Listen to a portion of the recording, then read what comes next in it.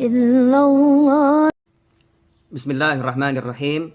Alhamdulillahirabbil alamin. Allahumma shalli wa sallim ala sayidina Muhammadin miftahi babi rahmatillah adada ma fi ilmillah salatan wa salaman daimaini bidawami mulkillah wa ala alihi wa sahbihi. Assalamualaikum warahmatullahi wabarakatuh. Ikhwani rahimakumullah, alhamdulillah bisa bertatap muka kembali dalam kajian Orang Bijak Berkata. InsyaAllah kajian ini menjadi keberkahan untuk kita semua. Amin. Dan semoga Allah Ta'ala selalu beri Anda keselamatan, kesehatan dimanapun Anda berada. InsyaAllah kita semua diselamatkan oleh Allah Subhanahu Wa Ta'ala. Ikhwani rahimakumullah, pada episode kali ini kita akan belajar cara menyikapi nikmat, bencana, ketaatan, ataupun kemaksiatan. Kita akan belajar langsung dari Syekh Abi Hasan Asyadzili rahimahullah. Beliau radhiyallahu anhu berkata, Bismillahirrahmanirrahim, orang yang berakal adalah orang yang dapat memahami apa yang diinginkan Allah Ta'ala darinya. Dan yang diinginkan Allah dari hambanya dalam memperoleh nikmat, bencana, melaksanakan ketaatan, atau terjerumus dalam kemaksiatan ada 4 hal. Jadi kata Syekh Abi Hasan Asyadzili rahimahullah, Allah Ta'ala itu menginginkan dari hambanya 4 hal ketika menghadapi 4 hal.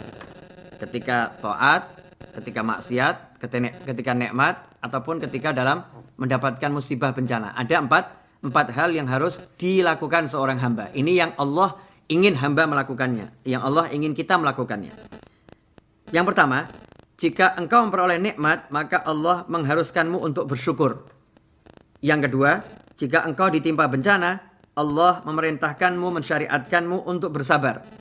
Yang ketiga, jika Allah memberimu taufik untuk taat, maka Allah memerintahkanmu, mensyariatkanmu untuk syuhudul minnah. Dan meyakini bahwa Allah lah yang memberikan taufik.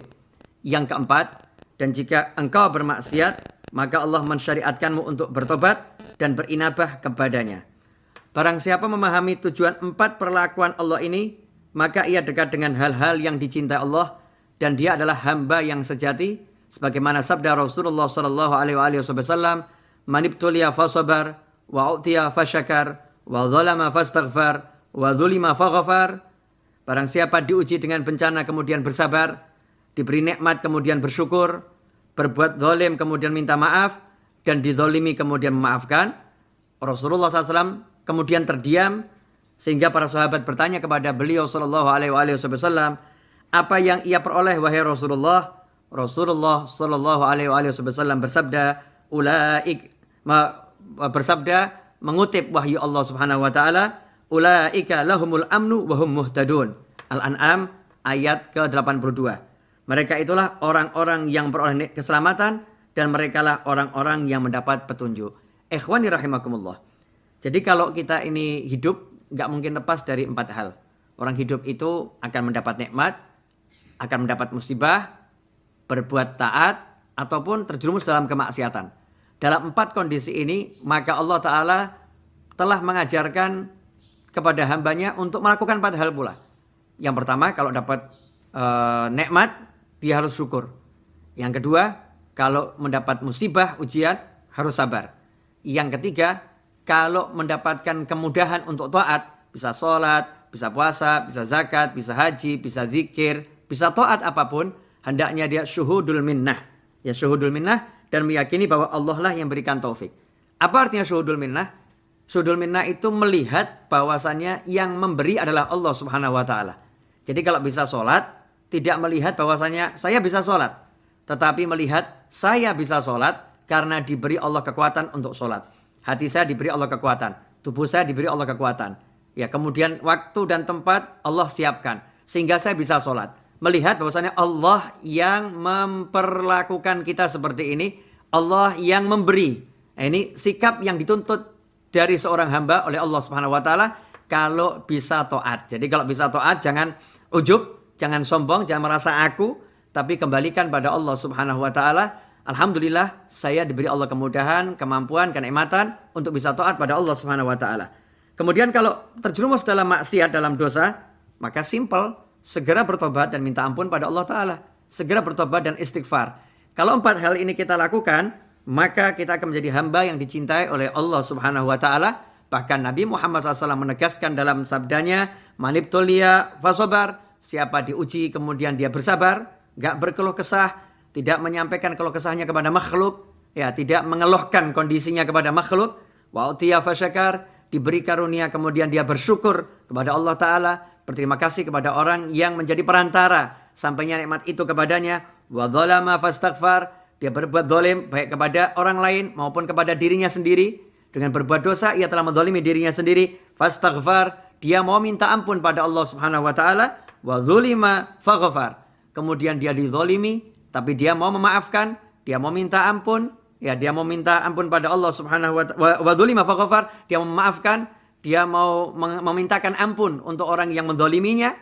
Maka orang yang seperti ini, kata Nabi Muhammad SAW, adalah orang-orang yang dimaksud oleh wahyu Allah Ta'ala. Ulaika lahumul amnu wa hum muhtadun. Mereka lah orang-orang yang memperoleh keselamatan, keamanan, dan mereka lah orang-orang yang mendapat petunjuk. Jadi kalau kita mau aman, kita mau selamat dimanapun kita berada, ya ini resepnya. Ya, resepnya ini mudah sebetulnya. Bagaimana tidak mudah? Wong hidup kita ya cuma seperti itu. Nikmat, musibah, taat, maksiat. Hidup kita hanya 4 keadaan itu. Makanya 4 resep ini bisa kita amalkan segera, nggak nunggu nanti, nggak nunggu besok. Sekarang kalau dapat nikmat, alhamdulillah, seperti sekarang bisa bersama-sama ngaji begini, kita syukuri, alhamdulillah, terima kasih Allah. Engkau yang beri saya rezeki sehingga ada koneksi internet, sehingga ada hardware, saya bisa nonton kajian ini. Engkau yang beri saya rezeki, mata yang bisa melihat, telinga yang bisa mendengar. Engkau yang beri saya rezeki sehingga hati saya mau, ya, membawa tubuh saya untuk hadir menyaksikan tayangan ini. Langsung praktek. Lihat Allah yang ngasih. Lihat Allah yang ngasih. Tapi kalau kemudian ada musibah, ya ada bencana. Seperti saat ini. Ada bencana yang namanya musibah merata ke seluruh penjuru dunia. Namanya COVID-19, Corona.